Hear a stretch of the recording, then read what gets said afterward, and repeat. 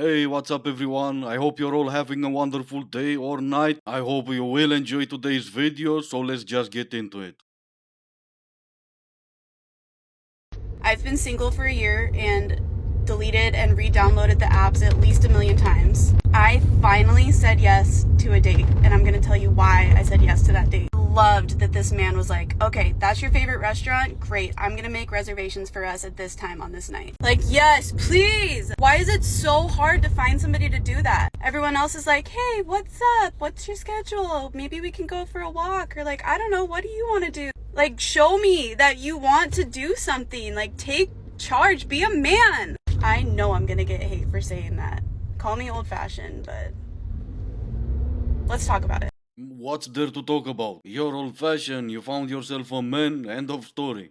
I am no longer scared to say it. I don't want to be by myself anymore. I am a strong, independent woman. I've done everything by myself for the last few years. I know I can do it, and I don't want to anymore. I want to share it with somebody. Life is meant to be shared. The apps have failed me, so if you need me, I will be here posting until I find my soulmate. Wait, but I thought you're old-fashioned. Never mind. Well, at least you have your TikTok.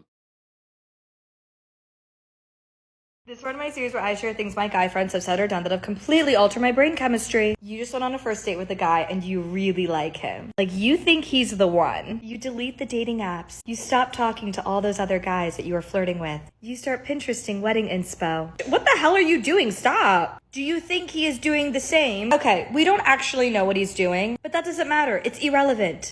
You don't know this guy, and technically, you are still single. Just because you like him does not mean he is your boyfriend. I've consistently seen my girlfriends do this, and I don't see my guy friends doing the same. They meet someone that they really like, and they get tunnel vision. Until he is your boyfriend, you are not his girlfriend, so do not act like one. Because what you will do is stay hyperfixated on a man for months that will just end up breaking your heart. So keep those options open until he is 100% sure. Sounds great, you ladies go ahead and do that. But me being a man, I was waiting for her to get to the part where her guy friends told her something that altered her brain chemistry. No such luck, I guess. I guess this other part with keep your options open was more important, maybe?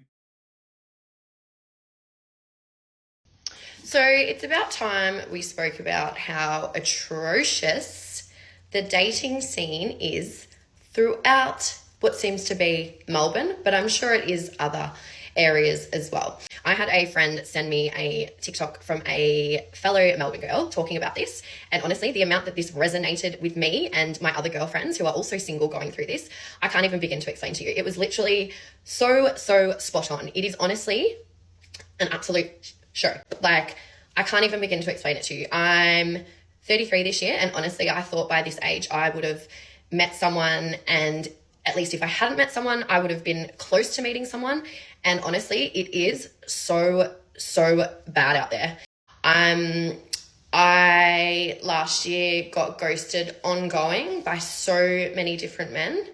Not saying that I had so many on the go, but obviously when you do want to meet someone, you want to try and put yourself out there. Well, obviously. I had to speed this up a bit because she made a part 2, so let's watch it together. So I thought I would jump on here and do a follow-up video or another video relating to my last one, because it seemed to get a lot of comments. People had a lot to say about this situation. There was a lot of women agreeing with me, saying it's not only Melbourne, which I'm so glad it's everywhere, not. It's really like sad and disheartening to hear that other women are going through this, and yeah, I don't like hearing those things, but it is, I guess, comforting in a way to know that people can kind of relate to what you're going through. I had a lot of comments claiming that because of my tattoos or potential body count, that would probably lower my value to a man.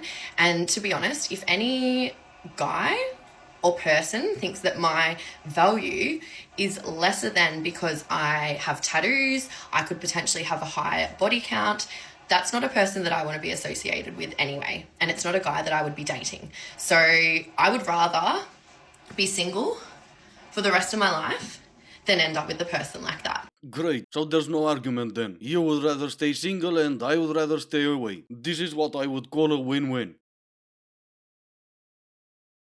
There are so many beautiful women everywhere, and I don't remember the last time I've breakup guy. It's been months.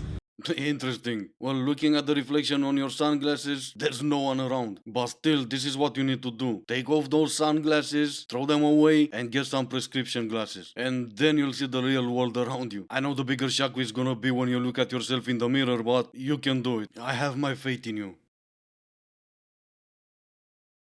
Trust me when I say how that person is treating you is a reflection of how they treat themselves and not how they actually feel about you, 9 times out of 10. Oh well, I must be the exception then. I must be the 1 out of 10. It's a reflection on how I treat myself. I have never bent someone else's over because I wanted to bend over. So am I really the exception?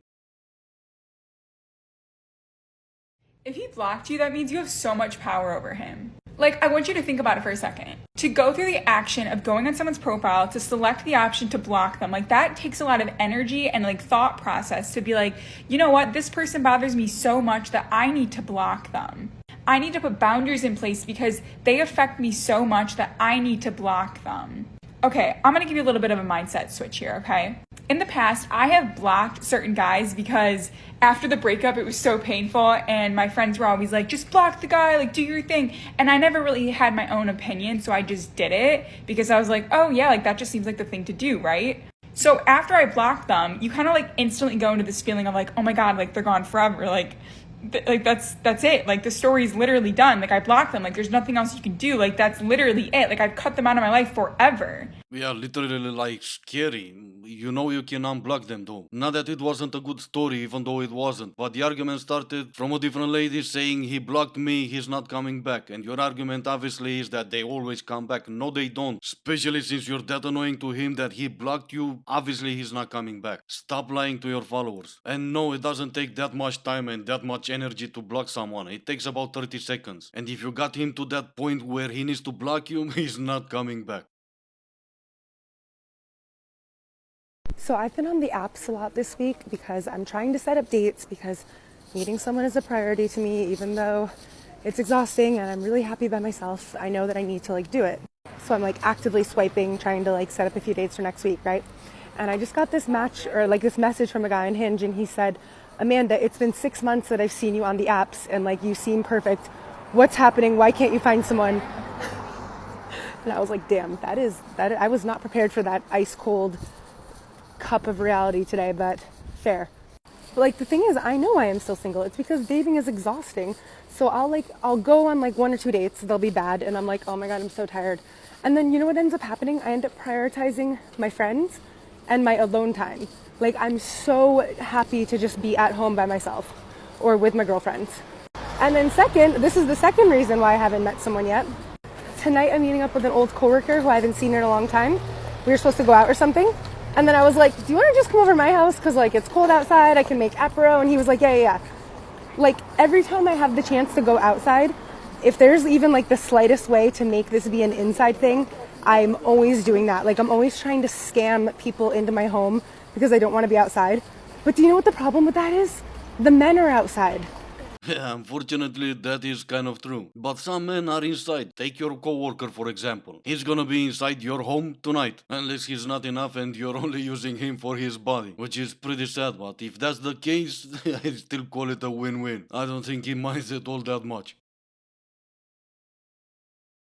Give me one benefit of dating a broke man that a rich man can't match. So many women are like, oh, I would rather cry as a homeless person than smile from a penthouse. But repeat after me, the presence of money does not imply the absence of happiness. Don't let someone project onto you what they cannot receive for themselves. Because I want you to know that you do not have to choose between being with a man who is ambitious and stable and provides for you, or a man who is loyal and actually treats you well.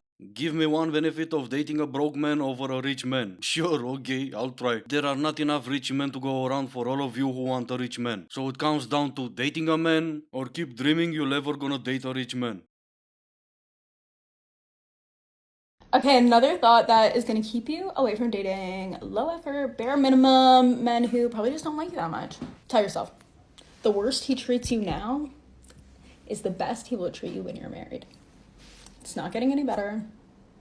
Stop romanticizing that potential. We're in a recession. Yes, you are. I wonder why though. But before we try to see why, how does it feel to pay $10 for eggs? I know you feel it. So many of you felt like you've just simply been forgotten. Made the economic upheaval. People always ask me if I would date a liberal, and the answer is no. I only date men. Hold on, what do you mean by that? You mean that? Made the economic upheaval. Nah, never mind, I know what you've meant. But anyway, this is gonna be the end of the video. As always, I do hope you enjoyed it. If you didn't, I still appreciate you for making it this far. Thank you all so much for watching, stay safe, and I will see you in the next one.